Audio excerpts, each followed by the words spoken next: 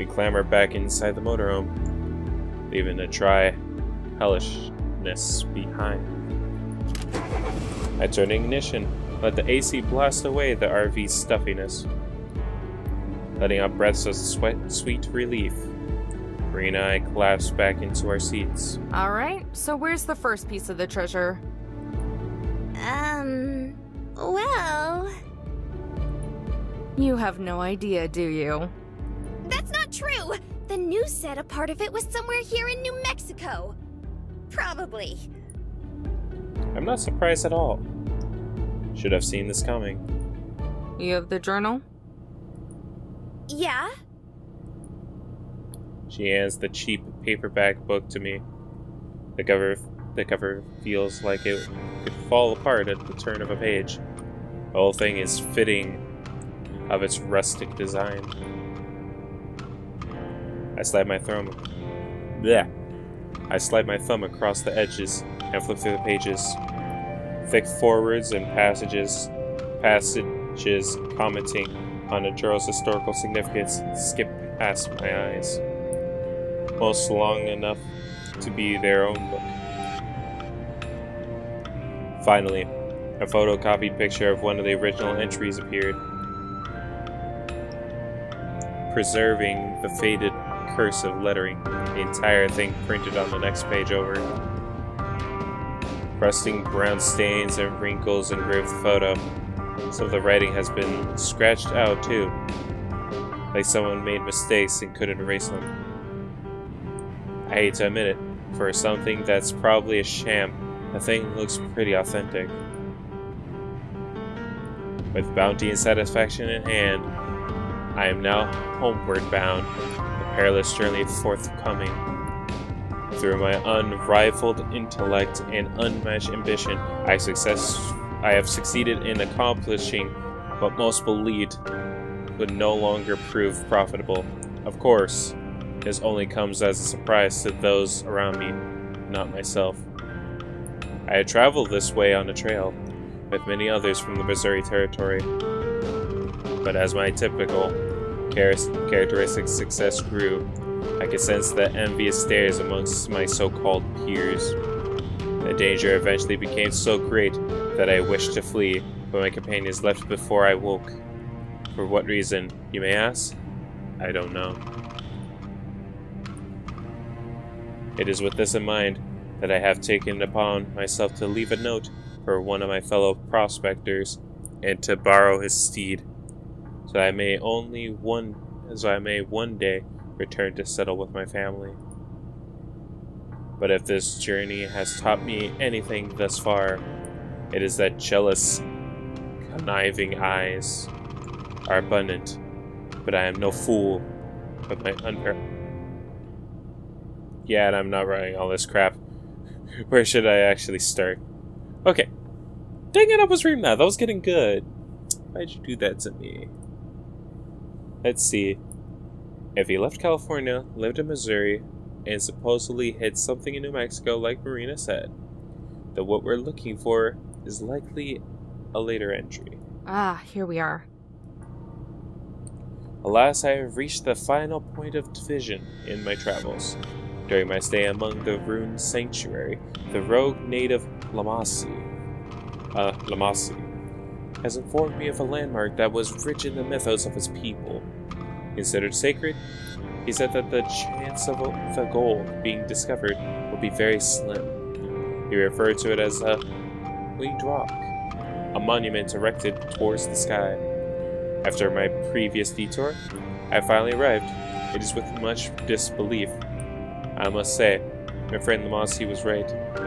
It is not just a monument erected towards the sky, it is a mountain, almost as if the Lord himself had struck up the earth among the sand. It is guarded by trails of rocks around it, all branching from the mother rock. On this journey, I have encountered many different sights, dangers, and yes, even an occasional friend.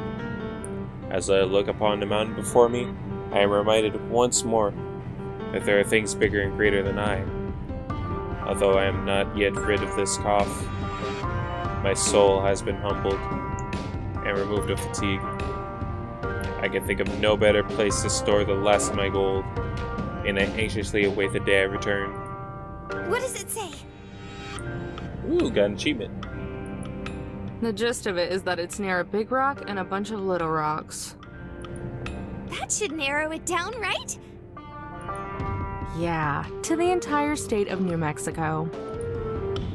Marina gasps and lunges toward the journal, the muscles in her neck tensed and eyes wide with panic. That can't be the only thing he mentioned. There has to be more. I raise the journal high above me so she can't reach it, using my hand as a blockade against her head as she desperately tries to grasp for it. Sheesh, relax for a second. I actually have a pretty good idea of where it might be. She settles down, still stiff with anxiety, nibbling on the tip of her thumb. I lower the book back down. I read over the entry one more time, just to make sure. There's a part where he calls it a winged rock. Assuming my years of reading travel guides and brochures weren't totally useless, then I'm pretty sure that's a loose translation of what the Navajo used to call shiprock. There's a ship out in the desert? Whoa! I peer over the journal. Marina's imagination is going bonkers, her eyes alight as she tries to wrap her head around such a novelty even existing. How long have you lived in New Mexico? Haven't you seen At World's End? Ship was on sand. Marina swells up with pride, only to deflate like a balloon before speaking, instead choosing a blow of misplaced strand of her hair out of the way. Oh, my life. I sigh and slam the journal shut. It's a small mountain near the border of New Mexico and Utah that's vaguely shaped like a ship. Oh, okay. That makes way more sense. I'm surprised you haven't heard of it. Thing's a landmark. Yeah. But hey, at least I know now. Shrugging, I put away the journal and smirk. Misplaced as I might be, pictureatiness is a good mix-up from the norm. Do you think the treasure might be there? Don't know, but it's worth a shot. We don't have anything else to go on. Sure you don't want me to just take you home? Marina hesitates for a moment, turning to the windshield, as if to dodge the question with her eyes. No, I think I want to do this. Alright then. I put the car in drive and look ahead. The sun had set, the blue shade of dusk rising up to take its place. I press down on the gas. Marina turns to me and smiles. Let's hit the road. The sun has long since set and given way to darkness. Only my headlights remain, illuminating the road and silhouetting the small rock formations around us. I've been alternating between the old tape and new ones, immediately throwing on the old tape after finishing a new one, and vice versa. I haven't had any complaints from Marina. She's been sitting at my side the entire time, softly humming off-key to the music. She seems to be the type to just accept things as they are, like with her car being stolen or that treasure. Especially that treasure. And to make it worse, it's not just her. Apparently some phenomenon now. Goes to show how much I keep up with current events. But the whole thing smells like a scam. I bet somewhere all the big shots from the publishing house are gathering up in a corporate tower, laughing at the idiots they've ripped off with that book. Christ, I've even started to sound like him. Music turns to static before the cassette is silenced by a loud click. I ejected and reached for his old tape again. Marina notices, taking the opportunity to break the long-held silence. So, do you like music a lot? Oh, yeah, I guess. I figured. You've been playing those tapes this entire time. She picks up one of the tapes on the center console and inspects it, giving as far as to poke her pinky through one of the holes. Though, I'm not sure what you'd call this type of music. Yeah, I've just been playing whatever. Mostly jazz fusion and alt country. Threw in some new age crap in there for good measure. Most of these are mixtapes I made when I was little. Cool! Any names I'd recognize? She peeks at me through the holes of the cassette, wearing a wide, genuine grin. Smile. Probably not. Aw, come on, try me!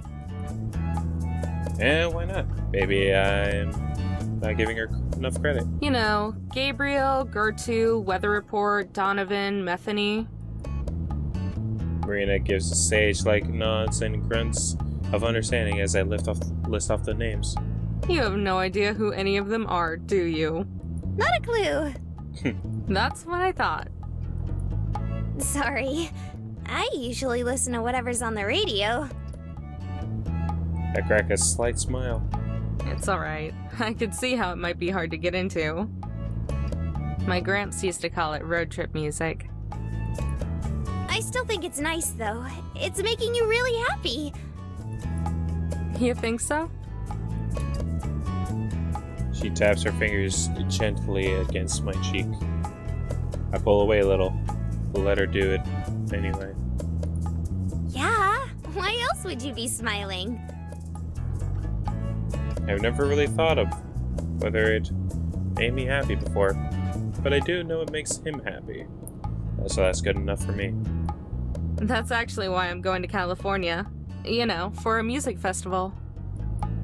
For real? Where? Not far from Palm Springs. Geez, being someone who lives in California and hearing all these names, I'm like, excuse me, I've been there. I've been to Palm Springs. I know what they're talking about. Palm Springs? Like the actual Palm Springs? Don't know if there are any other Palm Springs in California, but yeah, they do it every year for a few weekends. I went to my first concert a little before I graduated. She rests her head against the window and stares at the road ahead. Her smile fades, but still there. It was so much fun. An entire weekend of that sounds super awesome. Nah, it ain't that cool. Marina flings her head away from the window and turns to me. Now she's staring at me like I'm crazy. How could you even say that? It's the coolest thing ever! I wouldn't even be able to wait. I'd want to see all the bands. Sheesh, relax. It's not like I'm taking it for granted. It's just that there's only one group I know I want to see so far. That's right. His favorite group. Just one? He was so excited when he got the tickets. Just one that I'm excited for. I'll watch a bunch though. Releasing a long sigh. Marina eases back into her seat. Oh, good. I was afraid you were going to head home after you saw your group. You crazy? I'd like to at least have a little fun before worrying about all the expenses I gotta deal with. I'm gonna think about all the good stuff before I just go into crippling depression from my debt. Expenses? Damn it. It's nothing. She gasped. Are you in debt? Is it college loans? My brother said those aren't fun to deal with at all. Got too comfortable. Should have kept my trap shut. Or did you just spend too much on your Without warning, I swerve off the side of the road and onto the rocky sand, cutting Marina off and nearly giving her a heart attack. Marina shoots me a worried glance, her face still pale. Oh my god! What was that? Are you okay? I pinched the bridge of my nose and my elbows on the wheel. Amber? I've been driving all day. I'm a little tired. Where are we? A little outside Albuquerque. so we aren't too far now. We'll sleep here tonight and drive to Shiprock first thing in the morning. Filling an ignition, I climb out of my seat into the living quarters. Marina trails behind me. I yank open the bathroom's Velcro latch cupboards. Inside is a folded stack with blanket, cheap pillow, and my old gym clothes from school. I scoop them up and toss them to Marina. She scrambles to catch it, desperately balancing them as they lean out of her arms. Sorry about the clothes. I don't have any actual pajamas. You can sleep on the couch. It folds out into a bed. Oh, okay. Alright then, see you in the morning. With that, I step into the back room and slam the sliding door before collapsing onto the oversized bed. Even in the darkness, I can make out the pictures hanging on the wall. Once upon a time, they were generic scenic pieces. Now they're photos. Photos of me and Gramps. Photos of me and Gramps. That's creepy for a second. Oh my god. You could totally put creepy eyes right there, and you could make this like a horror. Like, change the music over to being like scary. You can turn that into a horror thing. My favorite is the one in front of a museum for music. Rock and roll to be specific. I was just a little pipsqueak back then, holding up an autographed vinyl sleeve that was about the size of my head. He was by my side, squatting down and ruffling my hair as I gave the biggest smile I could, even with my missing teeth. I let out a sigh and fixate on the ceiling skylight, a small sliver of the moonlight shining through. Feels like an eternity since I've last laid down in this bed. Remember, it felt like being hugged by a cloud. Now it feels like concrete. Tiny creaks sound from the room next door, accompanied by Marina's little squeaks of determination as she struggles with the fold-out bed. Until finally, I hear a loud thud. I can't help but smirk a little. Should have warned her that it was heavy. The room over goes silent. I hope it didn't crush her. Luckily, I soon hear footsteps tiptoeing across the carpet, then on the bedroom tile. They stop outside my door. Hey, are you awake? Her voice is weak, barely above a whisper. It's almost impossible to hear as it's muffled through the door. I know I've said it a lot already, but I really mean it. Thanks, Amber. Good night. I continue to stay silent. In the dark, this alien looks like it's constantly changing in size and dimension. Sometimes even getting bigger and further away. Other times getting closer and smaller. I look down. Through the crack under the door, I can see her shadow turning around to leave. The words slip out of my mouth before she can even take her first step. Night, kiddo.